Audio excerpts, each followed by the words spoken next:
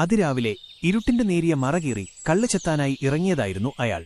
പതിവ് വഴികളിലൂടെ നടക്കുമ്പോൾ ദൂരെ ഒരു പനയുടെ ചുവട്ടിൽ നിന്ന് വല്ലാത്തൊരു തിളക്കം. ഒരു നിമിഷം അയാൾക്ക് കാലിടറി നെഞ്ചിടിപ്പുകൂടി. അങ്ങനെയൊരു വെളിച്ചം മുൻപൊരിക്കലും അയാൾ കണ്ടിട്ടില്ല. അകത്തേക്ക് നടക്കുന്തോറും ആ പ്രകാശത്തിന് തീവ്രത കൂടി വന്നു. ഭയവും ആകാംക്ഷയും അയാളെ മുന്നോട്ട് നയിച്ചു.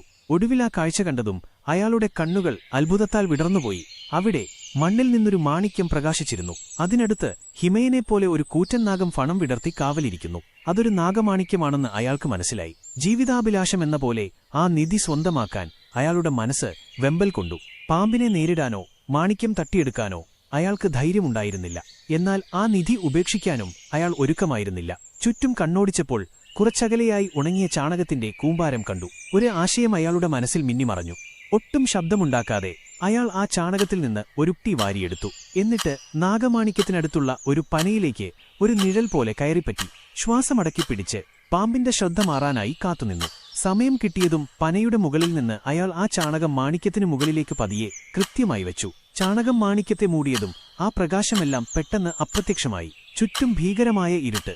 താഴെ പ്രകാശം നഷ്ടപ്പെട്ട നാഗം ഭ്രാന്തെടുത്ത പോലെ പരിഭ്രാന്തനായി. മാണിക്യം കാണാതായതിന്റെ വെപ്രാളത്തിൽ അത് ചുറ്റും തിരഞ്ഞു. നിലവിളികൾ പോലെ ചീറ്റലുകൾ ഉയർന്നു. കുറേനേരം തിരഞ്ഞിട്ടും മാണിക്യം കണ്ടെത്താനാകാതെ ആ നാഗം രോഷാകുലനായി അടുത്തുള്ള മറ്റൊരു പനയിലേക്ക് ഇഴഞ്ഞുകയറി. എന്നിട്ട് ആത്മഹത്യ ചെയ്യും പോലെ തലയിടിച്ച് മരിച്ചു. ഈ ദാരുണമായ കാഴ്ച കണ്ട് പനയുടെ മുകളിൽ ഭയന്നു വിറച്ചിരുന്ന അയാൾ നാഗം ചലനമറ്റുവെന്ന് ഉറപ്പായപ്പോൾ പതിയെ താഴെയിറങ്ങി. ചാണകം നീക്കി തിളങ്ങുന്ന ആ നാഗമാണിക്യം കയ്യിലെടുത്തു. ഒരു യുഗം കീഴടക്കിയവനെപ്പോലെ നെഞ്ചിൽ നിറഞ്ഞ സംതൃപ്തിയോടെ അയാൾ വീട്ടിലേക്ക് നടന്നു. ഓർക്കുക, ചില നിമിഷങ്ങളിൽ ഭയത്തെ അതിജീവിച്ച് ബുദ്ധിയെ കൂട്ടുപിടിച്ചാൽ അപ്രതീക്ഷിതമായ നിധികൾ കണ്ടെത്താനാകും. ഈ കഥ നിങ്ങൾക്ക് ഇഷ്ടമായെന്ന് കരുതുന്നു.